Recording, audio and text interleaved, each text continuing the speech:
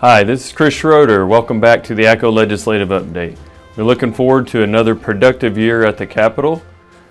We started this week Monday with Governor Stitt giving his State of the State address. He is proposing a budget that would be over $1 billion less than last year, and he's also asking state agencies to keep a flat budget. In his State of the State speech, he outlined several initiatives, with the main one being lowering the income tax rate by 0.5% on a path to get that to zero eventually. The 0.5% decrease would cost about $200 million in this budget cycle, and then going forward it would be about $400 million a year.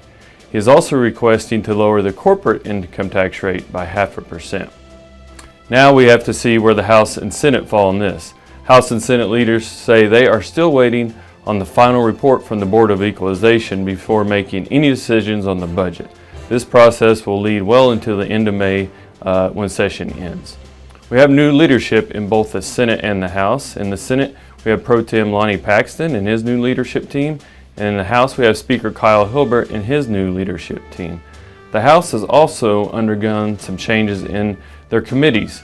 They now have a two-tiered committee approach with a subcommittee. If a bill gets to a subcommittee, it will then go to an oversight committee. So it does add a little more before the bill gets to the floor, and we will see how this plays out this session. As far as bills, there's about 3,675 bills filed this session. ACCO is tracking about 191 of those bills that affect county government in some way or another. Now we have to remember a lot of these bills will go away as we start to hit deadlines.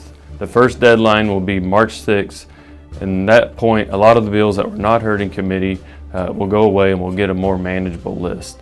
Typically, the first week of session, there's not a lot of bills heard, but the House did have several committee hearings this week and heard some bills. In the Senate, they focus on budget hearings from state agencies. The next couple weeks, you'll really see the committee work pick up. I think we will expect to probably have around 10 bills heard next week. Bill Case will be relaying those to you in an email so you can see what's coming up in what committees. We did have a bill up in committee this week, House Bill 1666 by Representative Cantrell. This bill was laid over though. This is the bill dealing with the Underground Pipeline Act. It's requiring the OCC, the Oklahoma Corporation Commission, is wanting counties to mark the roads before grading them. We are looking for some sort of exemption similar to state agencies where we at least have the exemption on grading roads. We're working through that with several utility companies. Okie 811, we've had some productive meetings with Representative Cantrell. He's working hard to get some language that everyone can live with. So we hope to have this bill up in committee Tuesday, but we will relay that to you as the agenda comes out. We had our first breakfast this week, our Wake Up Wednesday breakfast.